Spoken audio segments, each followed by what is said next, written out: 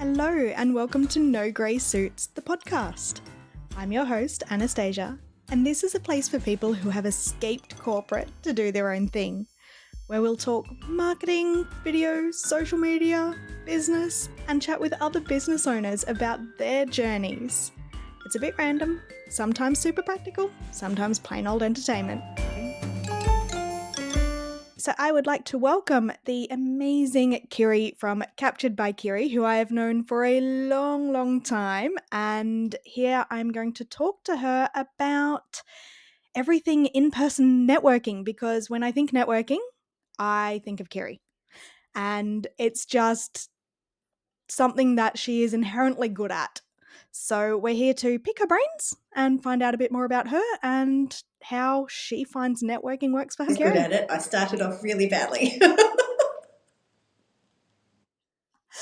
going to have to hear more about that. But firstly, who are you? What do you do? So my name's Kirri. I'm a photographer. I love photographing women over 40 who have businesses so that I can help capture their personality for their brand to show for their business, but also photographing them with their family so that I can get some beautiful photos that they can cherish forever. Awesome. And I've had photos taken by you as well, and you are brilliant. I will always recommend where I can. But straight away, you've already thrown me off a list of questions. You weren't always good at networking. What happened? I think there's a story there. Look, I am inherently a very, very, very strong introvert. Like, I do not like going out of my comfort zone. I don't like going up and talking to people I don't know. I used to be married to the world's biggest extrovert. So if ever we went to a party, it was like holding onto his hand and do not leave me and do not leave my side because I'm terrified to be here on my own. So for me to join a networking group was just so not me. And people who were there that first, those first couple of meetings that I attended will remember I could not put two words together. But it has completely changed since then. I now love getting up and talking and training other people on how to do it, because it gives me that opportunity to fulfill my need of wanting to help people. So I think that's the difference. If you can go into it with an attitude of how can I help others as opposed to what can I get for myself, it just has such a different vibe to it, and it makes your intention different. And it really does help you come out of your comfort zone, because it then doesn't become a selfish thing, it becomes a helping thing. So you're saying don't walk into a networking meeting flashing business cards? Nah, that's the fastest way to put people off. I know it puts me off, that's for sure. Somebody hands me a business card before I've even spoken to them, that business card goes straight in the bin. So what do you do? Okay. And they're literally asking you that, so they're deciding in that moment whether you're worth talking to or not. Like, what are you going to bring their business? It's like, you know what? Nah, mate, you're a shark. Move on. Not interested. Yeah, it's sometimes it's actually almost a little bit of a game to look around and pick the ones that are going to do that as well. They stand out like a sore thumb. Yeah.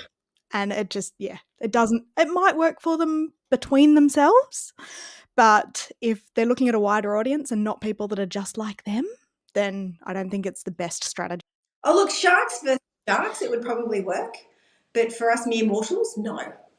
So you've been part of networking groups since I've known you. That's how we met. And I want to say that was at least 8 years ago now. Has much changed when it comes to in-person networking? I dare say COVID probably hit it a little bit, but has much changed with strategy, how you should do it? In terms of strategy, no. I think COVID made some people dip their toe in because they were doing it online, and that's not quite as scary as actually going and meeting people. So I think COVID gave us an opportunity to try before we buy kind of thing, and see what it's like before we actually had to go and visit. But in terms of how to use it and how to have your strategy about it, no, I don't think that has changed. I think some of the different groups that are out there has changed. There've been group types come and go, but I think the way you use it, I think fundamentally has pretty much stayed the same. So still that focus on, what can I bring to this group and how can I help each person here, as opposed to, all right, let's make sure that I've got the people around me that I want to get business off. I think it's actually even a step further back from that. I think it's literally just it's building your network, because it's not so much what you can offer another business, but it's just you never know who someone you're talking to knows. You never know who they're connected to. You never know who their friends are. You never know what opportunities might come out from just knowing them. So it's as much as, yes, go in with trying to help other businesses, but just meet people, just interact with them, just make those connections. And at the end of the day, whether you get business out of or not, I just think meeting people and making those connections is such a bonus for our lives, because we're social beings. We need that. So rather than coming at it from a what can I get or what can I give, it's a who can I meet? Who can I talk to? You never know. You might find your best friend. You might find a perfect referral partner, but you might not. You might just find some really cool people that are good to hang out with, and there's nothing wrong with that. Not at all. Not at all. I've certainly met some amazing friends from business networking groups, and I'm in a totally different business now to what I used to be in. And some of those people, like yourself, I still call a friend. So it definitely can work, and not just work for your business. I think it can work wonders for your mindset as well. Just especially those of us who do work from home or do work on our own, or even if we don't work on our own, we're just at the top of the business. You can't always chat to your staff about everything that's going on, because that might actually hurt their morale and their mental health, especially if things aren't great right now. But if you've got a community around you, then I think that can help whoever's at the top or the person on their own sitting at home speaking dog half the time because they've got nobody else to talk to. I think that can help them really sort of feel a bit more connected to the world around them. And it's at this point that we had some technical issues, as well as some adorably annoying dogs barking in the background. Yes, our own. And we've missed a bunch of questions that didn't record properly, but you get a couple of seconds now of talking about huskies, dogs, and then getting back into talking about networking. So enjoy. Hopefully, by asking, my train of thought will come back to the station. It should. It should.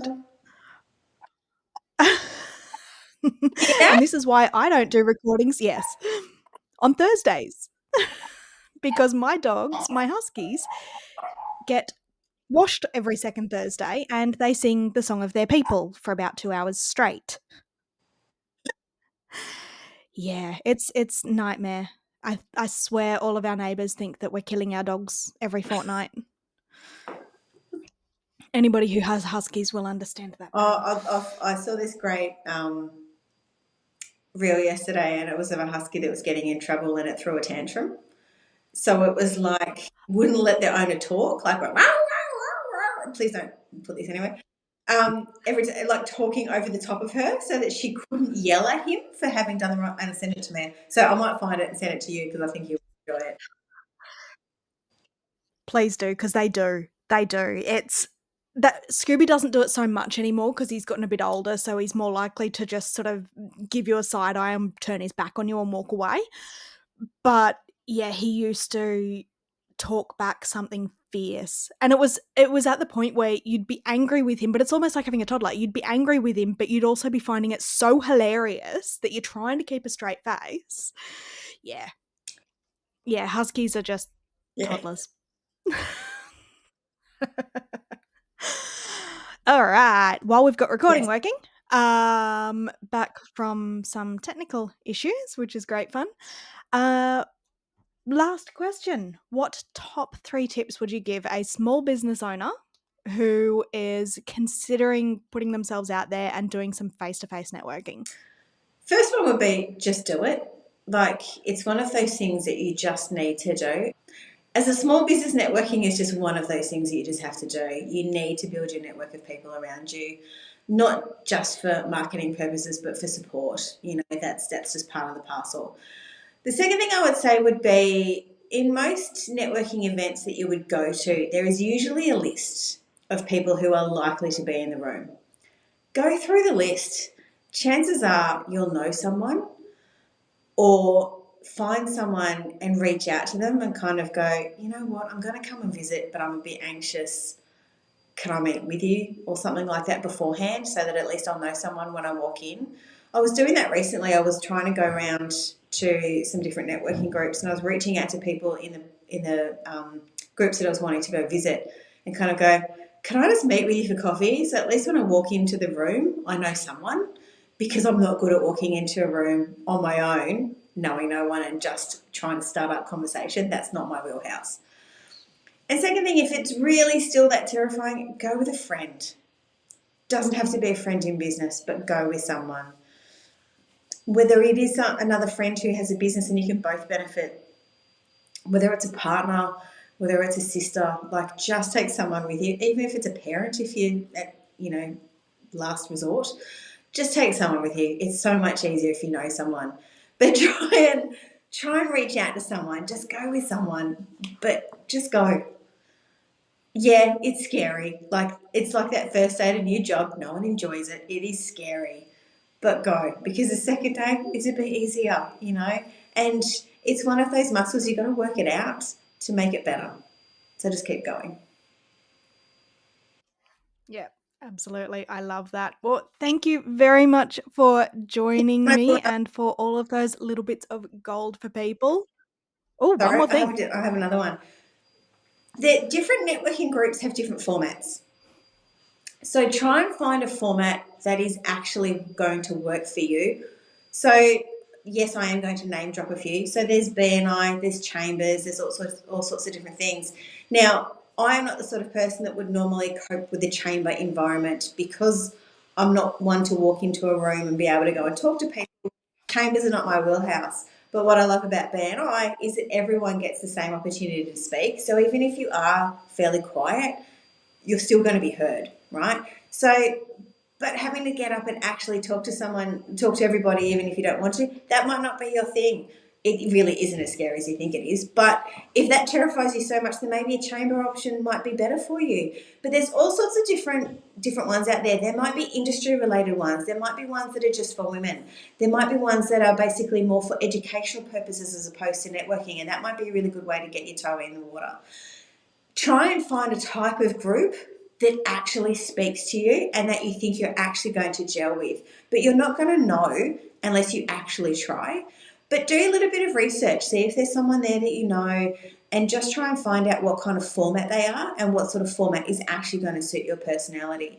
And even with some of the, like, B and I have got different chapters of different sizes and different people involved. Just because you go to one and you might think, oh, that was a bit hardcore for me, doesn't mean that all B and I chapters are out for you. It might be that there's a smaller one that's a little bit more friendly that might suit you better. Or maybe you're part of big business and you want a bigger one that's got bigger businesses in it. Do some research into who's in the room and figure out whether that's going to work. Same with chambers. Some chambers are massive and their events are huge. Maybe that's not for you. Some of the chambers that are a little bit further out, for example, the Hawkesbury chamber, it's a little bit smaller, it's a little bit more friendly, it's a little bit more family. Maybe that's your wheelhouse and that's where you start, and you can work your way up to those really bigger ones. But just try and find something that's actually going to work for you, but just go. Yeah, it's scary, but just go. It's one of those things you need to do. It's like going to the doctor. We don't like it, but we do it. Yeah. I also do like that pick your different style. I do find for some people, what might be easier is one of the ones you said there, if it's more of an educational or an industry one first to start with, because you're not actually, the purpose of the event isn't to network. The main purpose of the event is whoever's up on stage or the worksheets that are being handed around. Therefore, the networking part, the scary part, is secondary. So I think if you do need to dip your toes into the water and just try, that's a really good way of doing it, because if you are a bit introverted and if you don't actually step out and talk to anybody at those kind of events, you don't actually have to. It's not expected of you. You're there to learn, you're there to listen, you're there to fill out whatever you need to fill out. So I think that's a really, really good point there, is to look at those different types and what you might feel more comfortable with, because we're all a bit different. We're all a bit weird. Absolutely. And even just within the industry ones, it might be that everyone in the room does what you do, right? Because that might be a bit intimidating. You might get imposter syndrome. You might feel you're a competition, but there might be some events that are like industry related. So, for example, there's a networking thing I go to that's for party vendors. So, all of us, we cater for children's parties, right? There's other ones that are for tradie wives. There's others that they're just all sorts of different ones. There's the Independent Business Network that they run workshops each month, and there's lots of education involved in that. As I said, there's the women's ones. There's all sorts of different options out there. They don't have to be the big ones. They can be smaller ones that are local and might suit you really, really well. So just do some research into what's around and what might really work for you.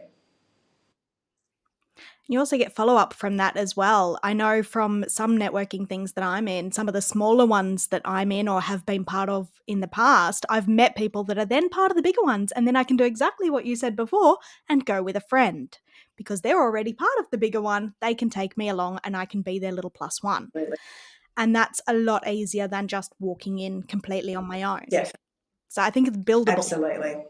And if it starts with, 4 people, it starts with 4 people. Like, even if it's just you and a couple of friends that that run businesses, even if it's just you guys get together once a month to talk about what action items are we going to do this month and keeping each other accountable, that's awesome. And then maybe the 4 of you, like, one of your goals could be going to a networking event together so that it's not so terrifying.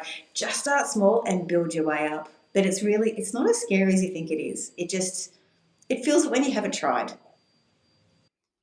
Yeah. I think that's most things, right? Imagine the first Until you've tried was something, terrible. you have no idea how scary it actually is. And sometimes I feel being a parent is one of those things that was terrifying. No, that still is It still is terrifying. terrifying. That still is terrifying every single day. That doesn't end, sorry. Yeah. No. I started to think that thought through and then decided, no, that is still scary every single day. And every single time you get a message from the school saying, one of your kids has been up to something, yeah, it's still But terrifying. you know what? Anyway, thank you And very much. changing nappies of the second child is nowhere near as terrifying as breastfeeding, changing nappies for the first child, right? So it is a little bit like that. Like, it does get, some things do get easier the more often you do it. But yeah, I do like the analogy. The challenges just change a little bit. Absolutely.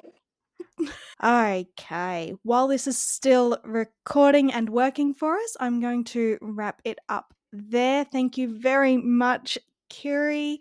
That has been a lot of fun. We always have fun when we chat, but also I think quite insightful and helpful for those small business owners who, let's face it, a lot of small business owners that are around now probably started during COVID when networking wasn't face-to-face networking wasn't such a big thing, so they're probably still terrified of it because they haven't tried it.